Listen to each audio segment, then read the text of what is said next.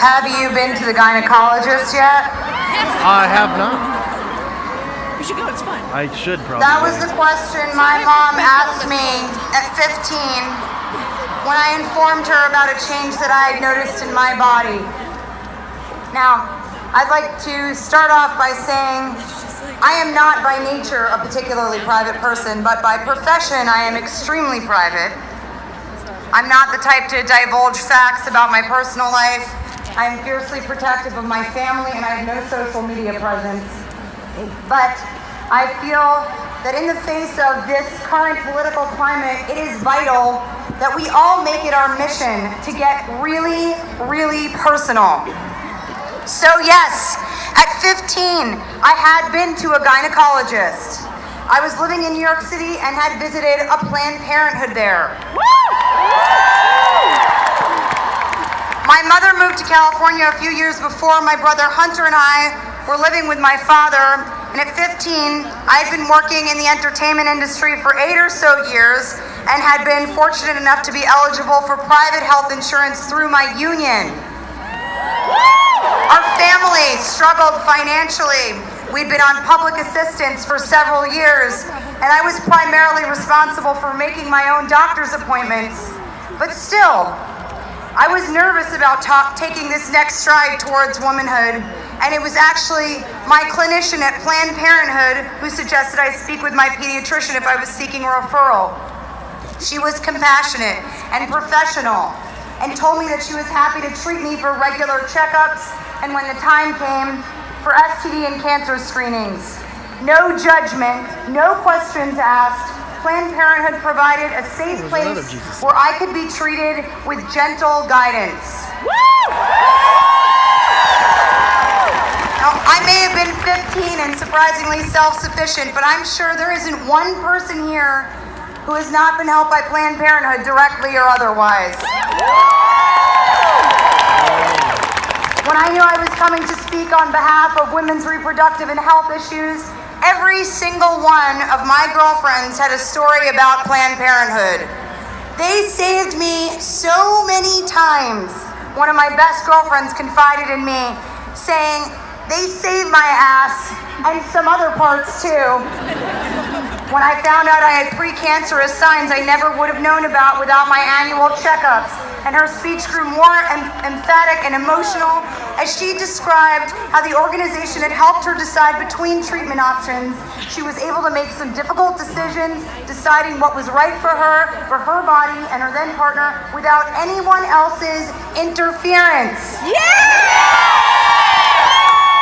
My sister also used Planned Parenthood services for years after moving states. She'd been living her whole life in New York City, pursuing her dream to move to California. She had no contacts and no health insurance, but was able to regularly see a doctor at a Planned Parenthood clinic for screenings, advice, birth control, and checkups. For the more than 2.5 million patients a year that rely on Planned Parenthood services for cancer and STD screenings, birth control, safe abortion, and pregnancy planning, these are uncertain and anxious times. Lawmakers in 24 states have tried to block patients from receiving care at Planned Parenthood. Congress has voted to limit access to reproductive services 9 times. Boo! Yes, boo! We don't like them. There are very real and devastating consequences to limiting access to what should be considered basic health care.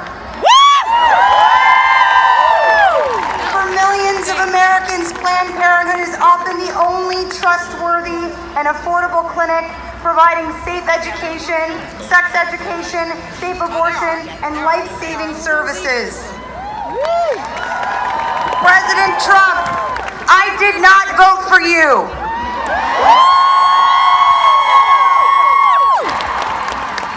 That said, I respect that you are our president-elect, and I want to be able to support you. But first, I ask that you support me. Support my sister, support my mother, support my best friend, and all of our girlfriends, support support the men and women here today that are anxiously awaiting to see how your next moves may drastically affect their lives. Support my daughter, who may actually, as a result of the appointments you have made, grow up in a country that is moving backwards, not forwards, and who may potentially not have the right to make choices for her body and her future that your daughter Ivanka has been privileged to have.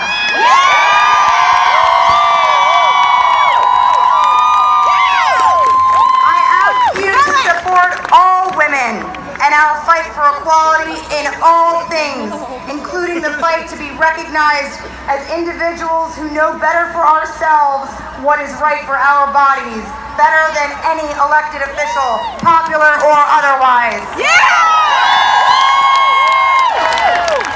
It is a great honor for me to be speaking here in front of all of you today.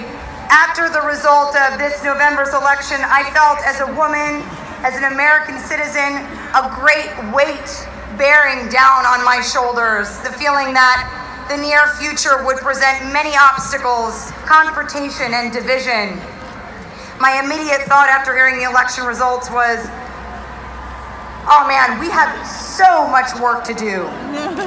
But once the heaviness began to subside, I realized that an opportunity has presented itself to make real, long-term change, not just for future Americans, but in the way that we view our responsibilities to get involved with and stay active in our communities. Let this weight not drag you down, but help to get your heels stuck in. I pledge my relentless devotion to support women's healthcare initiatives. I will not stop fighting to make basic women's healthcare available to all. I believe with every fiber of my being that the conversations that we have with our partners and our doctors about what we do with our bodies and our future should not be made fodder for any politician, political agenda, lawmaker, and for-profit corporation.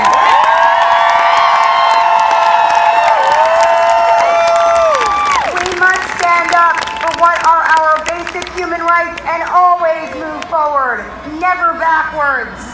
The current political administration benefits from taking the power away from us.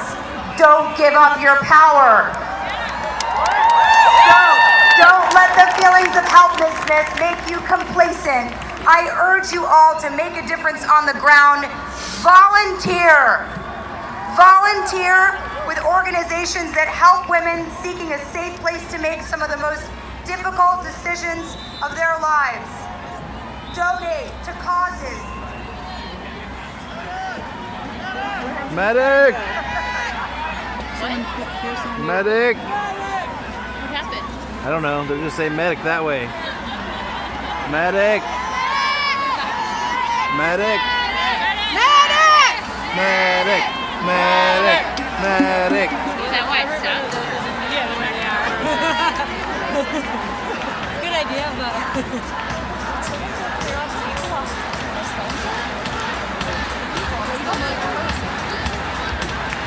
That's what I was thinking. I'm gonna march after I pee. I'm gonna march after I pee.